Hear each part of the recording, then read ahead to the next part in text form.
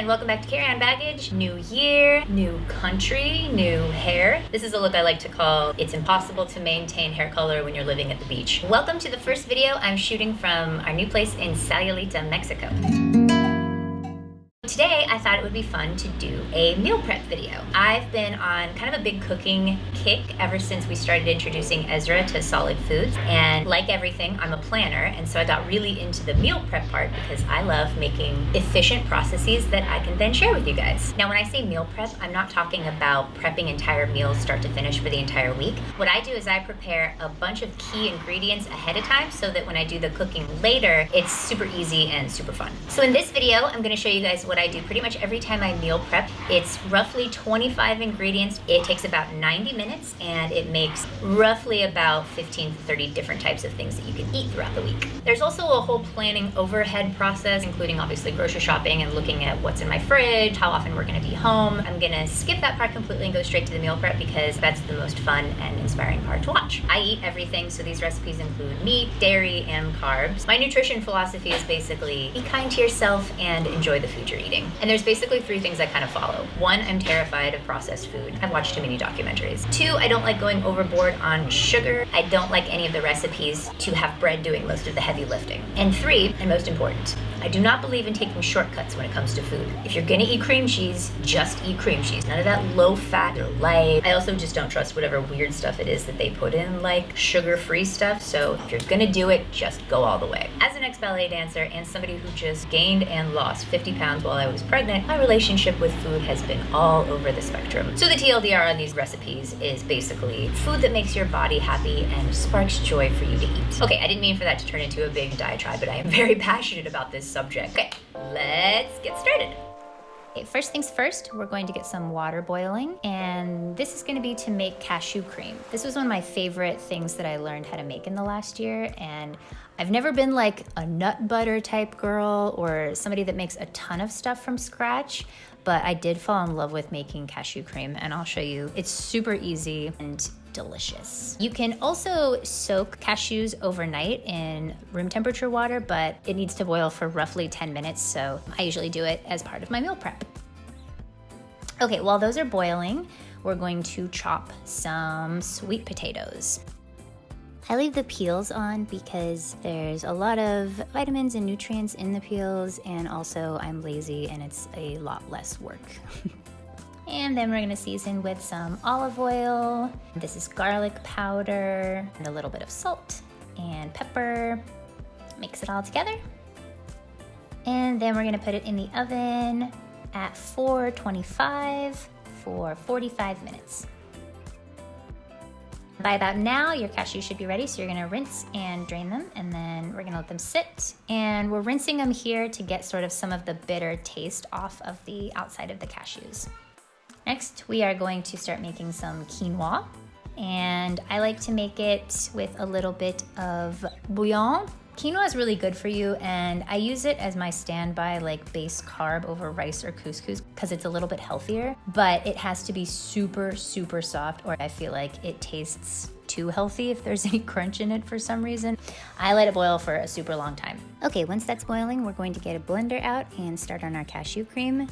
This is seriously how easy it is. You just boil cashews, let them sit, put them in a blender, and then add some water. Add a small amount of water at first, and then gradually add more to get the consistency you want. I'm gonna keep it on the thicker side because I like to use it for dips, and then I'm gonna add water later when I wanna use it for more of a sauce. So this is sort of the consistency that you want.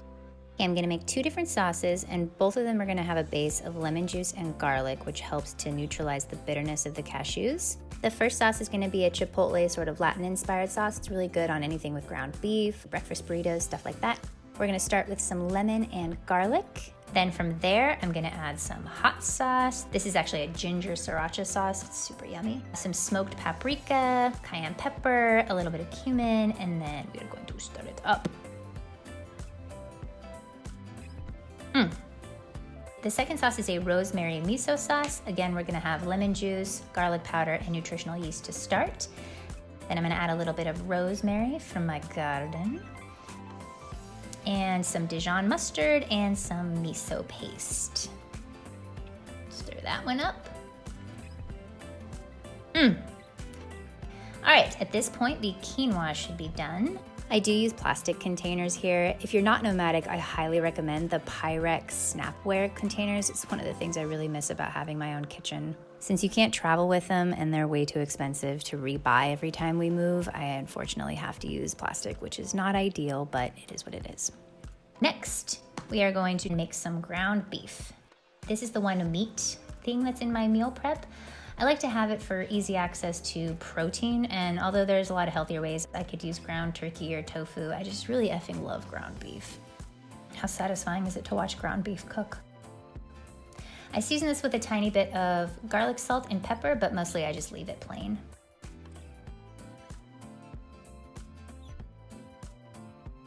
And put that away. At this point, the sweet potatoes should be just about done, so we're gonna take those out of the oven and put those into a container. As you can see, I like them really, really soft. If you don't like them quite this soft, you can use a little bit less olive oil and cook them for a little bit less time, but I like them mushy. Now, on to the vegetable chopping montage, starting with a cucumber. Try not to get anxiety about how I chop vegetables. I have tried to learn the proper way to hold a knife, but it's like trying to learn a new way to hold a pencil. I just keep going back to the way I've done it for the last 2 decades. Watching this footage back even made me nervous. Maybe this is something I'll work on in 2021. The first group I refer to as my dip box vegetables. I'm gonna keep all of these raw, even though I might cook some of them later. I'm also chopping kind of rough in like dippable shapes. I can always dice them later if I wanna put them in a stir fry, because I don't really mind dicing an already mostly prepped pepper, for example. But if you want, you can decide ahead of time what you're gonna use them for and just go ahead and prep them all the way. Okay, moving on to my stir fry veggies. These are definitely gonna be cooked, so I'm gonna dice them up a little bit more, starting with some zucchini. I was never a big fan of zucchini, but it's so nutrient dense and filling and not overpowering that it kind of has become a go-to for me. Next up, some mushrooms.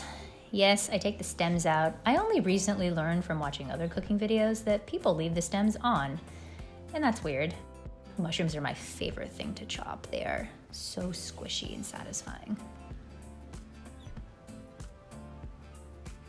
And moving on to my second least favorite thing to chop, garlic, by the way, being the first, onions. I know, by the way, there is a whole religion on how to cut onions properly, and I am comically bad at this, so please be nice.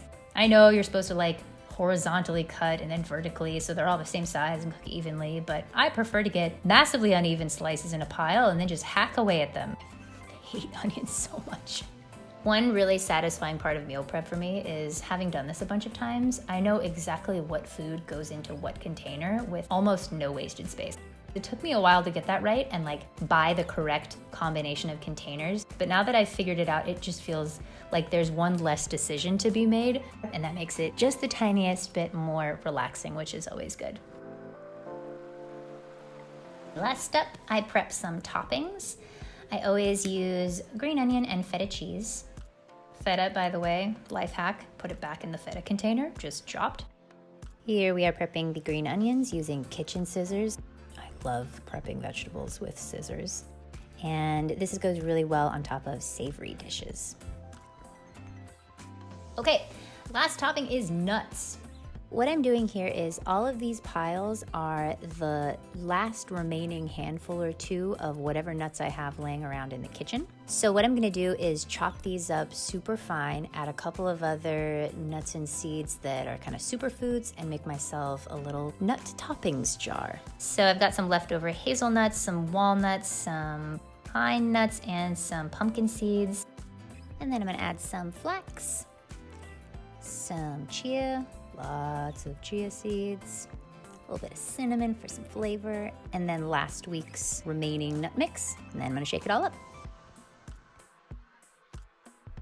And the finished product.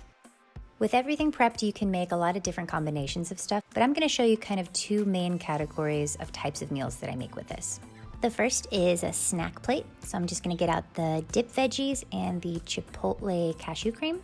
Grab some red peppers, some cucumbers, some carrots, add some cashew cream, add some nuts and some cheese, and there you have it. This next one is really good for a lunch or a dinner. Just start by heating up some olive oil.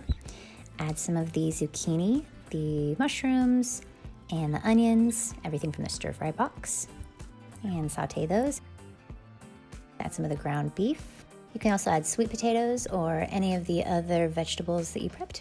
Go ahead and heat up the quinoa in the microwave and add your sauteed vegetables over the top. Then I'm gonna take some of the rosemary miso cashew cream and I'm gonna add a little bit of water. I added way too much water for this. You can see it's way too thin, but it's still gonna taste delicious. I'm gonna add some feta cheese to the top and then some green onions. And this is just delicious. I eat these quinoa bowls in different combinations pretty regularly.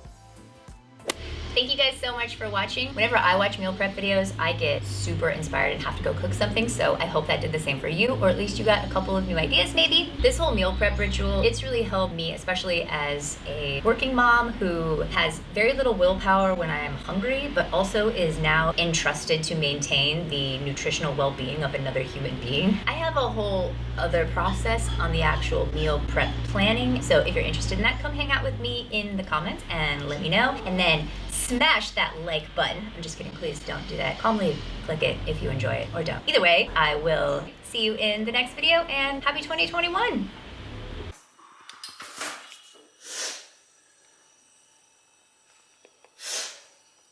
you see them crying? Oh. I don't usually cry when I cut onions. These must be some particularly strong onions.